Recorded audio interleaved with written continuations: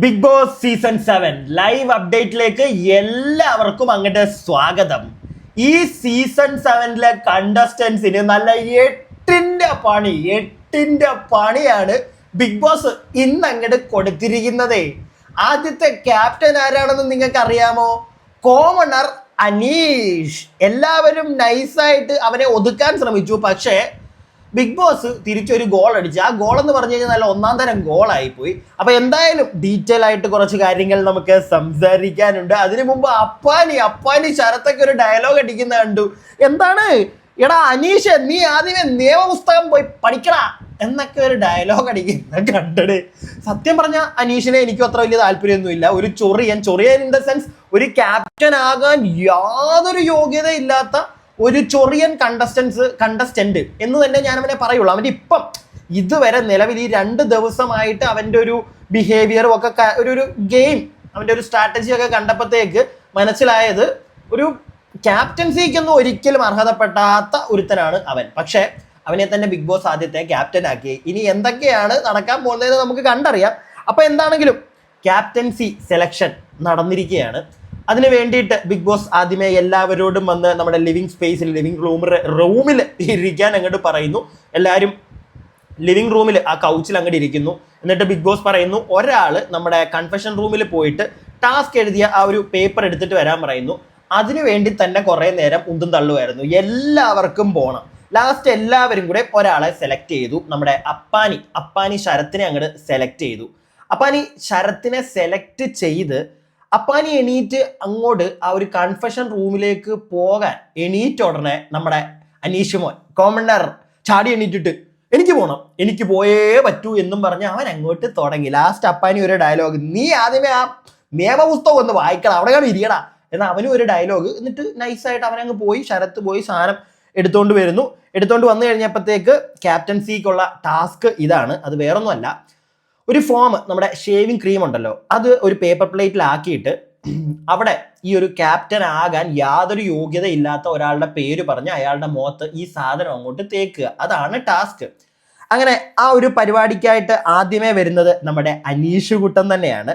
അനീഷ് കുട്ടൻ വന്നിട്ട് ഷാരികനെ സെലക്ട് ചെയ്യുന്നുണ്ട്. ഫസ്റ്റ് ഷാരികനെയാണ് അനീഷ് പിടിച്ചത്. അനീഷ് അതിന് പറയുന്ന ഒരു റീസൺ ഉണ്ട്. ചില സമയത്ത് ഈ അനീഷ് പറയുന്ന കുറച്ച് കാര്യങ്ങൾ കേൾക്കുമ്പോൾ ലൈക്ക് ഇവനൊരു ഗെയിം പ്ലാനിങ്ങോടുകൂടിയാണ്. ഇന്നലെ തന്നെ അവൻ പറയുന്നുണ്ടായിരുന്നല്ലോ, മറ്റേ ഗ്രാൻഡ് ലോഞ്ചിൽ 5 വർഷമായിട്ട് ഗവൺമെന്റ് സർവീസിൽ നിന്ന് ജോലി രാജിയല്ല, ഒരു ലീവ് എടുത്തിട്ട് അവൻ 2 വർഷമായിട്ട് ബിഗ് ബോസിന് വേണ്ടി തന്നെയാണ് 2 വർഷമായിട്ട് കംപ്ലീറ്റ് ആയിട്ട് കളി ഇരുന്ന് പഠിച്ചിട്ടാണെന്ന് തോന്നുന്നു മോൻ വന്നിരിക്കുന്നത്. പക്ഷെ അവന്റെ ചില സ്ട്രാറ്റജികൾ, പ്രത്യേകിച്ച് ഈ നാട്ടുകാരെ വെറുപ്പിച്ചിട്ടുള്ള ഒരു സ്ട്രാറ്റജി ഉണ്ടല്ലോ, ചൊറിയുക, ചുമ്മാ എല്ലാവരെയും ചൊറിയുക. അതെനിക്ക് തോന്നുന്നു കഴിഞ്ഞ തവണത്തെ നമ്മുടെ മറ്റേ രതീഷ്, ഞാൻ നേരത്തെയും പറഞ്ഞു, അവനെ കണ്ടുപഠിച്ച് വന്നതായിരിക്കാം. പക്ഷെ ആ ഒരു സ്ട്രാറ്റജി എപ്പോഴും വർക്കൗട്ട് ആവത്തില്ല. അണ്ണാക്കി കിട്ടും. അവൻ എല്ലാവരെയും വെറുപ്പിച്ചു. ആ ഒരു ഫ്ലോറിലുള്ള ആ ഒരു കണ്ടസ്റ്റൻസ് എല്ലാവരെയും നല്ല രീതിയിൽ അനീഷ് വെറുപ്പിക്കുന്നുണ്ട്, നാട്ടുകാരെയും വെറുപ്പിക്കുന്നുണ്ട് എന്നാണ് എൻ്റെ ഒരു വിശ്വാസം. നിങ്ങൾ താഴെ കമന്റ് ബോക്സിൽ പറ. സ്ട്രാറ്റജി ഞാൻ പറഞ്ഞല്ലോ, നല്ല രീതിയിലുള്ള ഒരു ഗെയിം അവൻ കാഴ്ചവെച്ചാൽ ഓക്കെ. പക്ഷെ അങ്ങനെ വലിയ ഗെയിമൊക്കെ അവന്റെ ഭാഗത്തു നിന്ന് രാവിലെ തന്നെ കണ്ടില്ല. മിണ്ടാതിരിക്കുക, ആൾക്കാർ എന്തെങ്കിലും പോയി ചോദിച്ചു കഴിഞ്ഞാൽ മിണ്ടാതിരിക്കുക.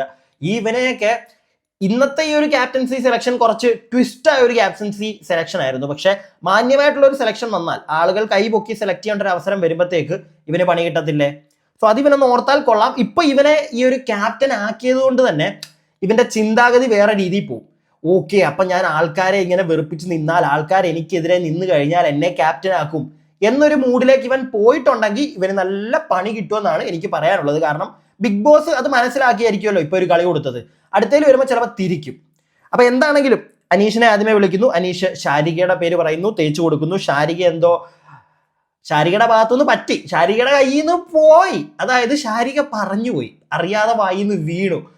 ഞാൻ മറ്റേ ഇന്റർവ്യൂ ഒക്കെ ചെയ്യുമ്പോഴത്തേക്ക്, പ്രത്യേകിച്ച് ഈ അടുത്തൊരു മറ്റേ വെള്ളം മുഖത്തൊഴിക്കുന്നത് ആരായിരുന്നു, ഞാൻ അവരുടെ പേര് മറന്നുപോയി, ഒരു ലേഡി ആയിട്ടുള്ള ഇന്റർവ്യൂവിൽ ഇവരുടെ മുഖത്ത് വെള്ളം, അതൊക്കെ സ്ക്രിപ്റ്റഡ് ആയിരുന്നു എന്നുള്ളൊരു കാര്യം ഷാരിക പറയുന്നുണ്ട്. അത് വെച്ചാണ് അനീഷ് നല്ലൊരു കൊട്ട് കൊടുത്തത്. അനീഷ് പറഞ്ഞതിനകത്ത് നമുക്ക് ഒരുപാട് അങ്ങോട്ട്, കാരണം പറ്റിക്കുകയാണ് നാട്ടുകാരെ ഈ ഷാരിക എന്ന് പറയുന്നത്. പിന്നെ അവരുടെ ഒരു ഷോയുടെ ഒരു പരിപാടി അതാണ്, മറ്റേതാണ്, മറിച്ചതാണെന്നൊക്കെ പറഞ്ഞ് അവര് കഥ പറയുന്നുണ്ടെങ്കിൽ പോലും ഒരു കൈൻഡ് ഓഫ് പട്ടിയിലാണ് ഈ പരിപാടി. അപ്പൊ എന്താണെങ്കിലും അത് പോട്ടെ, നമ്മൾ അതിനെപ്പറ്റി കൂടുതലായിട്ട് ഇപ്പോൾ ഡിസ്കസ് ചെയ്യുന്നില്ല. അപ്പൊ അനീഷ് ഷാരികയ്ക്ക് ഇട്ട് കൊടുത്തു. അത് കഴിഞ്ഞപ്പോഴത്തേക്ക് അബി വന്നു. അബി അക്ബറിനിട്ടാണ് നൈസ് ഒരു കരണ്ട് വന്നു കേട്ടോ. എനിക്കൊന്ന് കരണ്ട് പോയി, എല്ലാവരും ക്ഷമിക്കുക. ചൂടെടുത്ത് വിയർത്ത് കുളിച്ച് ബിഗ് ബോസ് കാരണമല്ല, നമ്മുടെ പണിയാടേ. ഇപ്പൊ പിന്നെ ഇച്ചിരിയൊക്കെ വിയർക്കാമല്ലോ അല്ലേ? ബിഗ് ബോസ് നമ്മുടെ കണ്ടസ്റ്റൻസ് വിയർക്കുന്നതല്ലേ, അപ്പൊ നമ്മൾ ഇച്ചിരിയൊക്കെ വിയർക്കണം.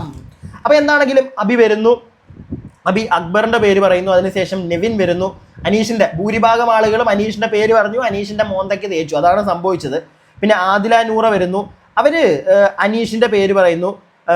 അതിനുശേഷം രാവിലത്തെ ഒരു മലയാളം, ഞാൻ രാവിലെ അത് ഓൾറെഡി പറഞ്ഞു കഴിഞ്ഞതാണ് ലൈവിന്റെ വേറൊരു വീഡിയോയിൽ, മുന്നത്തെ വീഡിയോയിൽ ഞാൻ പറഞ്ഞതാണ്. ഈ രാവിലെ എണീറ്റിട്ട് ഇപ്പം മറ്റേ മലയാളം അറിയാത്തവരൊന്നും ഇങ്ങോട്ട് വരണ്ട എന്ന് പറഞ്ഞ അനീഷിന്റെ ഡയലോഗ്, ഇങ്ങനെയുള്ള ചില മണ്ടത്തരങ്ങൾ ഇവന്റെ വായിന്ന് വീഴുന്നുണ്ട്.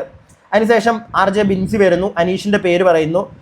വേർതിരിവ് ഉണ്ടാക്കുന്നു എന്നൊരു സാധനം, അതായത് അതുണ്ട്, സത്യം പറയാലോ, ആ ഒരു പരിപാടി അനീഷിന്റെ ഭാഗത്തുണ്ട്. ഞാനൊരു കോമണറാണ്, ഞാൻ ഒറ്റയ്ക്ക് വന്നതാണ്, ഞാനാണ് ഇവിടുത്തെ മിടുക്കൻ എന്നുള്ളൊരു സാധനം, ഒരു അഹന്ത ഇവന്റെ മനസ്സിൽ കിടപ്പുണ്ട്. അതിന് മിക്കവാറും പണി കിട്ടണം. പക്ഷെ അത് സത്യം പറഞ്ഞ ഇന്നത്തെ ഈ ക്യാപ്റ്റൻസി ഇവന് കൊടുത്തതുണ്ടല്ലോ, ഞാനത് തുടക്കത്തിൽ തന്നെ പറഞ്ഞേ, ഇവനാണ് ക്യാപ്റ്റൻ, നിങ്ങളത് അറിഞ്ഞു വെച്ചിട്ട് ബാക്കി കണ്ടാൽ മതി, അവനെ ആക്കി. ഇവന്റെ ഒരു അഹന്തയ്ക്ക് കൊടുത്തൊരു പണിയാണോ ഈ ക്യാപ്റ്റൻസി, ആദ്യത്തെ ക്യാപ്റ്റൻസി എന്നാണ് എനിക്ക് തോന്നുന്നത്. കാരണം ഇത് വെച്ച് ഇനി അവനെ കൊണ്ട് മൂക്കും, അപ്പൊ ഇവനെ അടി കിട്ടും. എനിക്ക് തോന്നുന്നു അതാണ് സംഭവിക്കാൻ പോകുന്നത്. അപ്പൊ എന്താണെങ്കിലും RJ ബിൻസി പറഞ്ഞത് വളരെ കറക്റ്റ് ആയിട്ടുള്ളൊരു കാര്യമായിട്ട് എനിക്ക് തോന്നി. ഞാനൊരു കോമണർ ആണ് എന്ന് പറഞ്ഞ് എനിക്കെന്തോ കൂടുതലുണ്ടെന്നുള്ള രീതിയിലാണ് ഇവനോടെ പല സമയത്തും ഇവന്റെ പരിപാടി കാണിക്കാറുള്ളത്. പിന്നെ ജിസൈൽ വന്നു. ജിസൈൽ എന്ന് പറഞ്ഞാൽ നമ്മുടെ ex Hindi Bigg Boss contestant. അവര് രേണുവിന്റെ പേരാണ് കേട്ടോ പറഞ്ഞത്. രേണു ആക്റ്റീവ് അല്ലായിരുന്നു. ഞാൻ പറഞ്ഞില്ലേ, രേണു ഒരു ഉറുമ്പും കൂട്ടിലെ എവിടെയോ മൂലക്കുള്ള ഒരു കുഞ്ഞു ഉറുമ്പാണ് രേണു. സത്യം പറഞ്ഞാൽ ബിഗ് ബോസിൽ പോയപ്പോൾ അതാണ് എനിക്ക് രേണുവിനെ കണ്ടിട്ട് അതാ തോന്നുന്നത്. പ്രത്യേകിച്ച് നമുക്കൊന്നും പറയാനില്ല, ഒരു മൂലക്ക് ഒതുങ്ങിക്കൂടി ഇരിക്കുക, അത് അധികം നാൾ പോകാൻ വേണ്ടിയിട്ടുള്ള ഒരു പോക്കല്ല. അപ്പൊ എന്താണെങ്കിലും രേണുവിനെ ജിസൈൽ പറഞ്ഞു. അതുകൊണ്ട് രേണുവിനെ വേറൊരാളും കൂടെ പറയുന്നുണ്ട്, പറയാം. ജിസൈൽ പറഞ്ഞ കാരണം ഇന്നലത്തെ ടാസ്കിലൊക്കെ രേണു വലിയ ആക്റ്റീവ് അല്ലായിരുന്നു, ഒതുങ്ങിയിരിക്കുമായിരുന്നു, സത്യമാണ്. അതിനുശേഷം നമ്മുടെ കലാഭവൻ സരിക വരുന്നു, അവർ അനീഷിന്റെ പേര് പറയുന്നു. പിന്നെ രണ ഫാത്തിമ, മുൻഷി രഞ്ജിത്തിന്റെ പേര് പറയുന്നുണ്ട്. പിന്നെ ശൈത്യ വരുന്നു, ആദില നോറ. അത് മിങ്കിൾ ആവുന്നില്ല, അതിനോട് എനിക്ക് യോജിക്കാൻ പറ്റുന്നില്ല. അവർ മിങ്കിൾ ആവുന്നില്ല എന്നാണ് ശൈത്യ പറയുന്നത്. ശൈത്യ അങ്ങോട്ട് കയറി മിങ്കിളാവണം, അപ്പൊ തീർന്നില്ല പരിപാടി. അപ്പൊ എന്താണെങ്കിലും അതിനുശേഷം നമ്മുടെ അനിമോള് വരുന്നു, അനീഷിന്റെ പേര് പറയുന്നു. പിന്നെ ഡോക്ടർ ബിന്നി വരുന്നു, ശൈത്യയുടെ പേര് പറയുന്നു. ഷാരിക അനീഷിന്റെ പേരാണ് പറയുന്നത്.